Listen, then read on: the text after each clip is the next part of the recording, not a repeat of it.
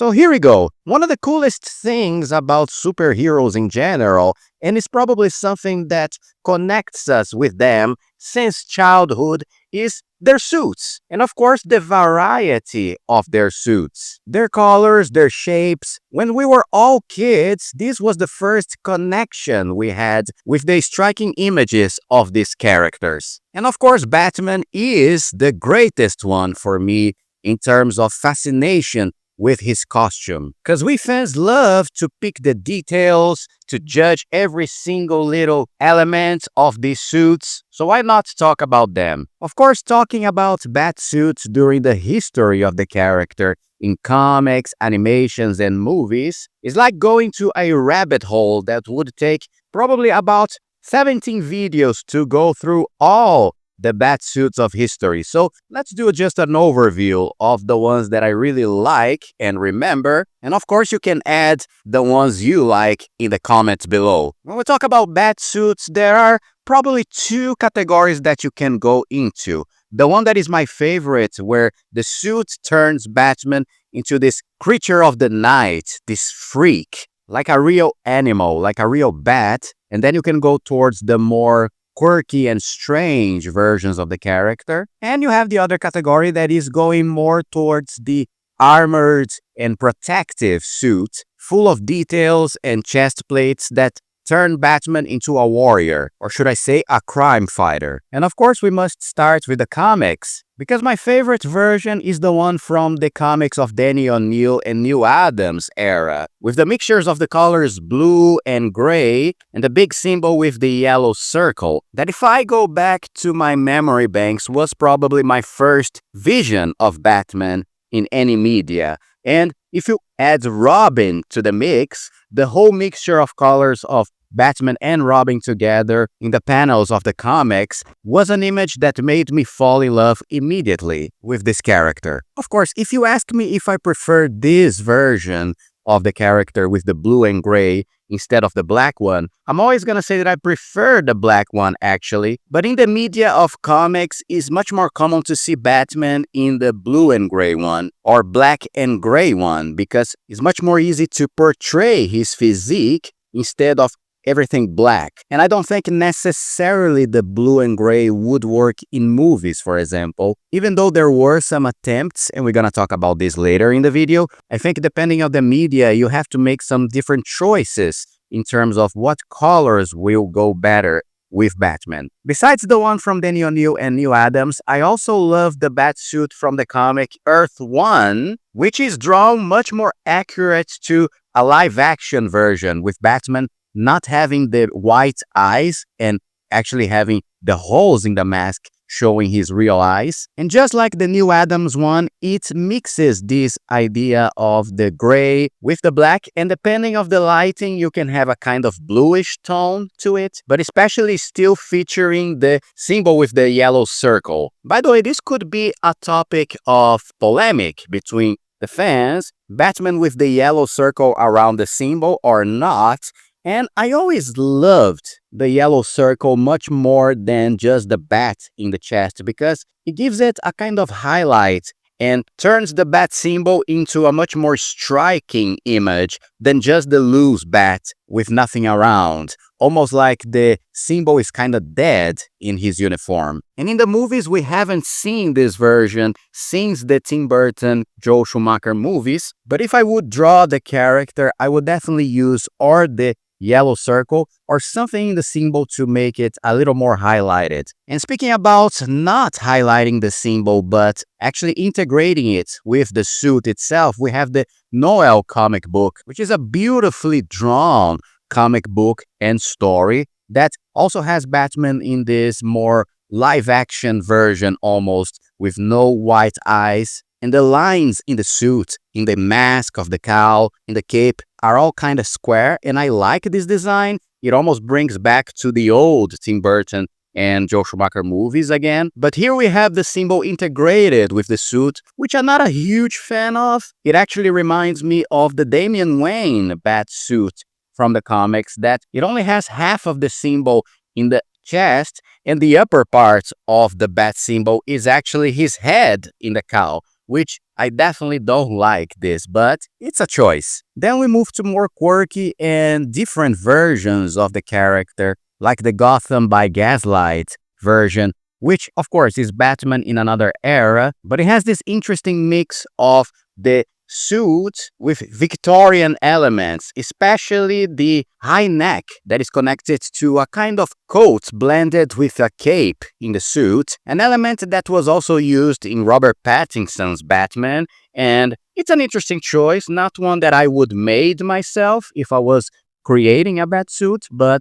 it's an interesting one. Another very unusual and interesting choice in terms of visual is in the comic Year Zero, which has Batman in the very beginning of his career, not even having his full suit yet. In fact, he basically wears the cowl, a shirt with his arms showing off, and rides a bike, which is a very cool Mad Max kind of style of design. I love it. Of course, eventually in the comic, he gets his full suit, but this is a first version that I would love to see in live action maybe. I talked before about Damian Wayne wearing the Batsuit, and we have also different characters. I mean, besides Bruce Wayne wearing the Batsuit in the comics, the most popular being Thomas Wayne in the Flashpoint comic, and his suit I'm not a huge fan of, even though I do like one very specific idea in a Batsuit that is the mix of the colors black and red,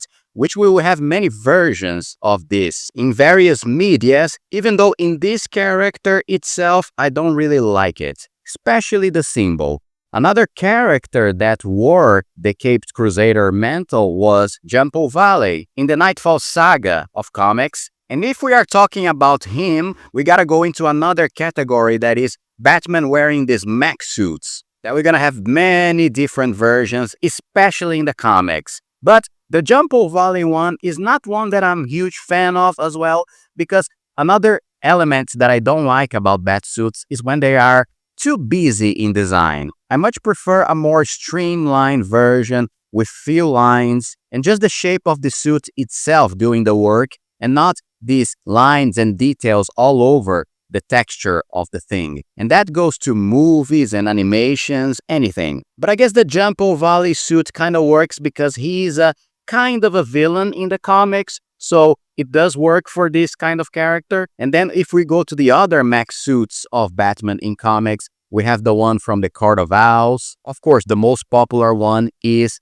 the Dark Knight Returns comic, which I'm not a huge fan of because it really makes Batman look like a tank. Honestly, I don't really care about Batman being this huge, monstrous guy. Later, we're gonna talk about the live-action version with the Ben Affleck one. We have the Hellbat one, that is when Batman has to fight alongside the Justice League against Apocalypse and Darkseid. And this one I really like, even though it takes the character into a whole different category of design, because he looks like a mixture of robot and medieval warrior, plus it has the blending of black and red in the colors. I mean, there are many kinds of examples of these armored versions of Batman in the comics, but my favorite one is the one from the comic Batman vs. Predator, believe it or not. I love when Batman has to wear a specific suit to fight a specific villain. In this case, the Predator, but we're gonna talk about other examples later. And for some reason that I can't really put my finger on it,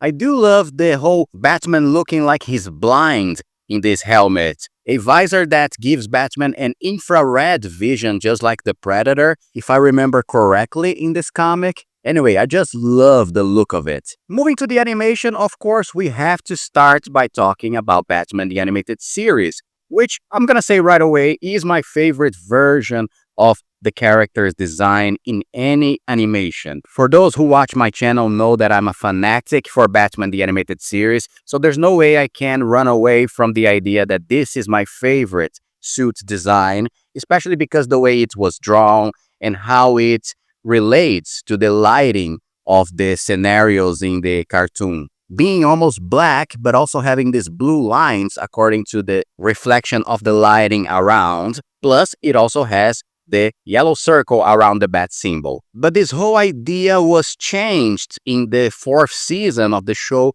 when in Batman The New Adventures, they decided to use Batman wearing only black instead of having these blue highlights. Not only that, but the animation itself became much more simple in terms of lighting and other stuff, I guess to make the life of the animators a little more easy when drawing these characters. And I didn't like this at all. It definitely is a downgrade in the design of Batman from the original classic Batman the Animated Series. Not only that, but they took the yellow circle around the symbol, which, just like I said before, it gives this impression that the symbol is kind of dead in his chest. Now moving to the following animations, in Justice League they tried to bring back this idea of the blue reflections in the suit, almost a mixture of the New Adventures version with the original classic one. But also the intention was to make his design a little more live next to the other members of the league, so he can fit better with the team's bright and colorful look.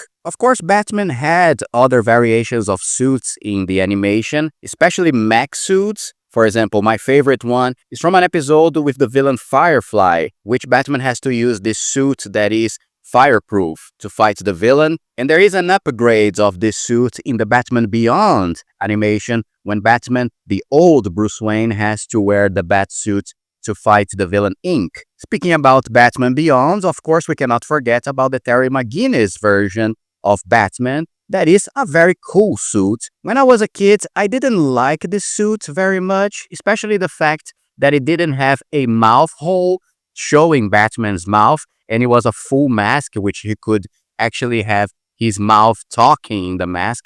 It was a strange idea for me, but during the years, the suit grew in me more and more as this slick version of Batman that was simple, straight to the point, and of course having the mixture of red and black. But the best thing about the suit that I love is the fact that it has long ears. And I think this is something that I really appreciate in the design of any version of Batman, when it has very long ears, making the character a little more strange, but a little more animal in terms of visual. But of course, this design of Batman Beyond works specifically for the animation. I don't think it would work so well in other medias. It can also work in comics. There is a very interesting comic called Batman the White Knight, which we see a version of Terry McGinnis in the future, and the suit works fine in there. But if one day Batman Beyond goes to live action, which is something that all fans are praying for, filmmakers will have to pay a lot of attention to the design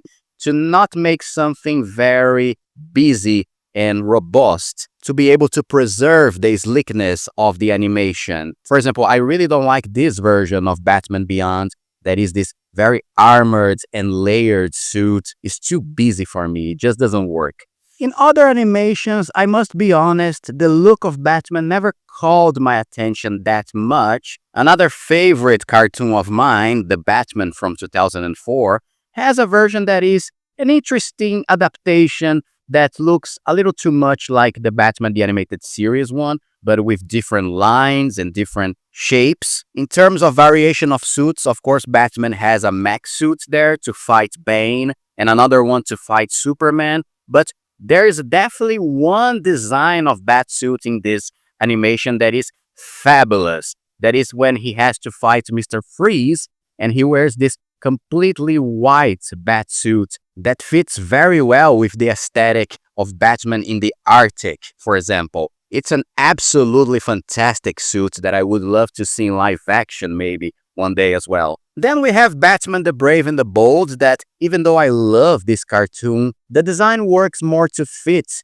the idea of the animation, which is a more comedic tone. And if we go through the variations of suits in this animation alone, we will go through a huge rabbit hole on itself. But there is another animation that very few people know called Batman Unlimited, which is a more kid-friendly animation with Batman and the Bat family fighting these huge creatures and huge robots, almost like a Ben 10 animation. If you love Batman as much as me, I think it's worth to see, but it's not a great animation, I have to say. In fact, the main design of Batman in this cartoon is terrible, with probably the worst bat symbol that I have ever seen in any media. But there is one version of the Batsuit in this animation that is probably my favorite one of all time in any animation. That is this black-red Batsuit that is almost futuristic, and it's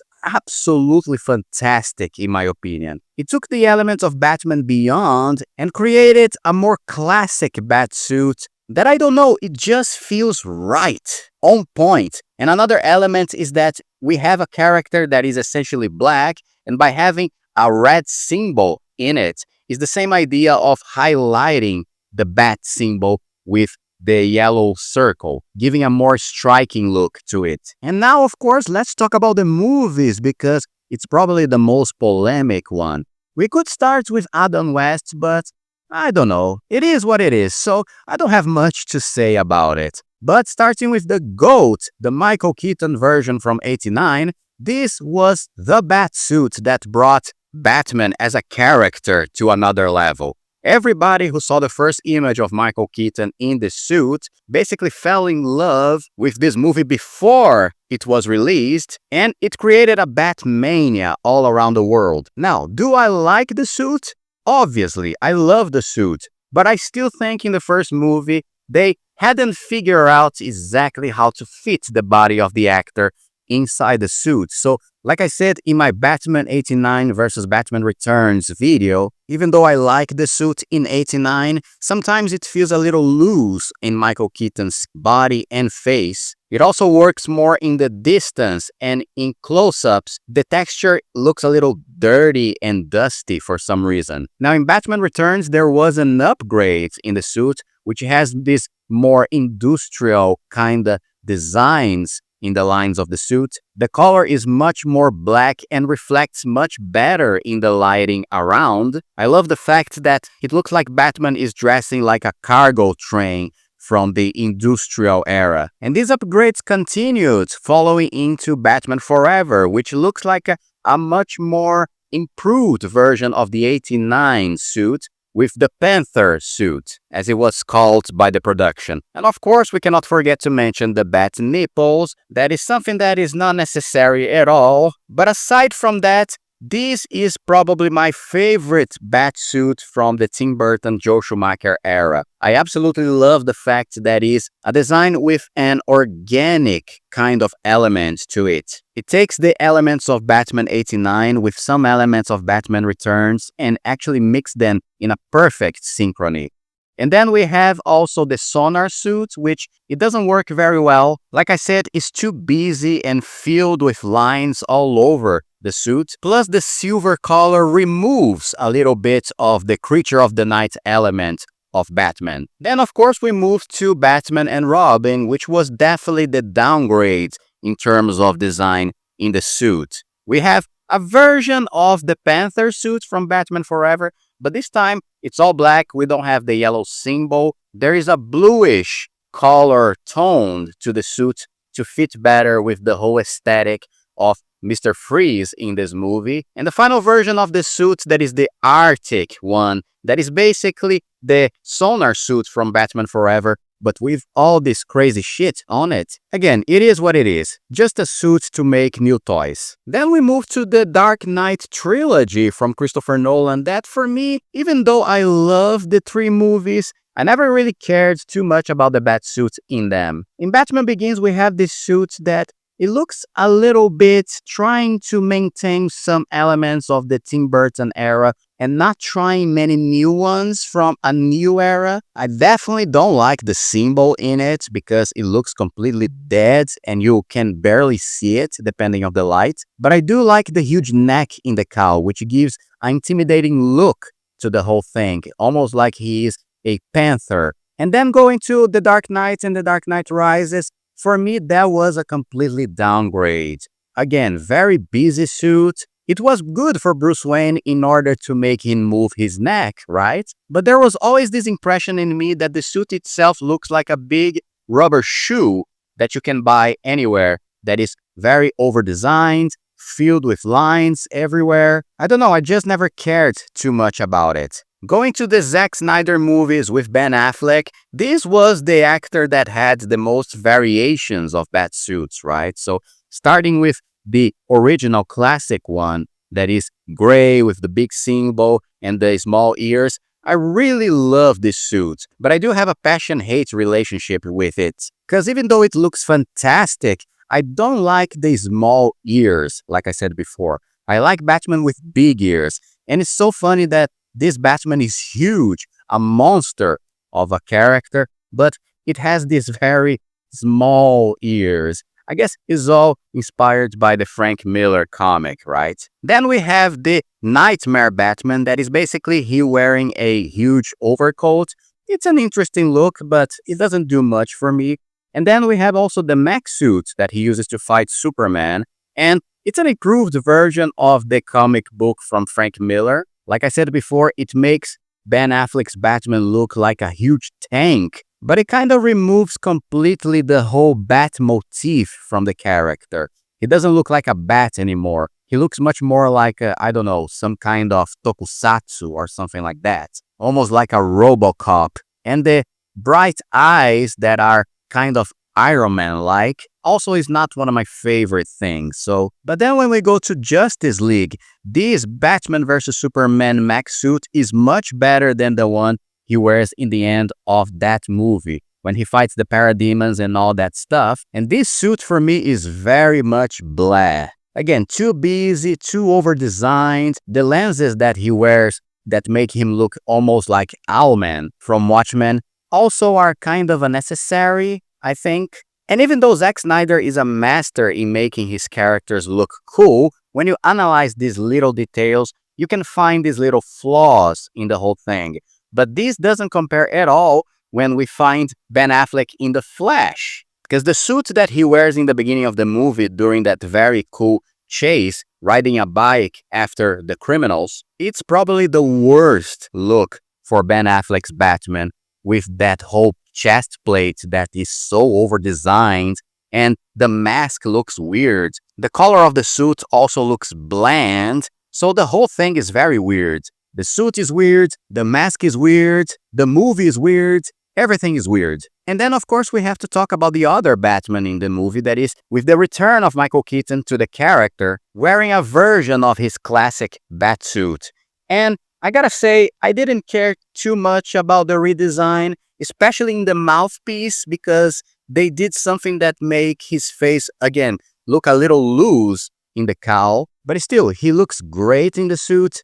The colors are alright. I don't like that they removed the yellow belt from the classic 89 suit, which also was a very striking image to the whole thing. And I think the biggest crime of the movie is to put these Batsuits in the daylight, especially in the ending of the movie. Actually, even Ben Affleck's Batman is shown during the daylight. So, I don't know, putting Batman in the daylight was always something that for me never really worked, especially with the Tim Burton's design of the suit that was especially designed to be lit in the darkness, in the night. So the idea of putting it in the daylight is so stupid for me, because it removes basically 80% of the impact that this suit has. But anyway, at least we had a glimpse of the other Batsuits that Michael Keaton probably wore during his career, including one that is very comic book accurate, almost like a New Adams version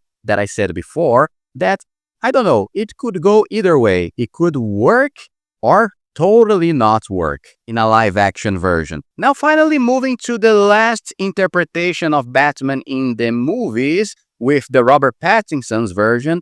Well, I'm gonna say straight away, this is my least favorite version of the Batsuit, because it has all the problems that I said before. Over-designed, very busy. The symbol is basically non-existent in there. Batman is much more like a SWAT guy wearing this protective armor than a bat guy, you know? But of course, I understand that this is the intention, because it is bringing Batman to this aesthetic that the movie presents, the whole realistic version of the thing. But I think it just doesn't work for me, especially the cowl. I don't know. I don't really like this cowl. I think the suit can work in the distance if you have a very proper lighting, which the movie has, of course. But when you analyze its details, it makes me wonder why Batman dresses like a bat. If the whole thing is so realistic, why doesn't he just wear a protective armor that it doesn't have any of the bat motif? What is the reason for this particular version of the character to dress like a bat? That is something so fantastical in the whole context of this universe. I don't know. Of course, this can be me nitpicking too much into these details, but come on, this is a Batman suits video, so we have to do that, right? Because regardless if I like or not these versions of the character, the fascinating thing to do is to nitpick and talk about each of these details. And now let me do a little top 3 Batsuits that I most like mentioned in this video. Let's do in categories. Talking about the comics, I gotta go with the New Adams, Danny O'Neill version of the 80s and 90s with the whole blue and gray mixture and the big yellow symbol. I love it. In the animations, I could go with Batman the Animated Series, the classic look, but that would be a little too cliche, so I'm gonna try to do something different. I'm gonna go with the Unlimited version that I mentioned before, with the red symbol and the whole Batman Beyond kind of look, but a little more classic version with Batman itself. And in the live-action movie versions, I will go with the Panther suit from Batman Forever. That, nipples aside, I always loved the whole organic feel to it, like I said.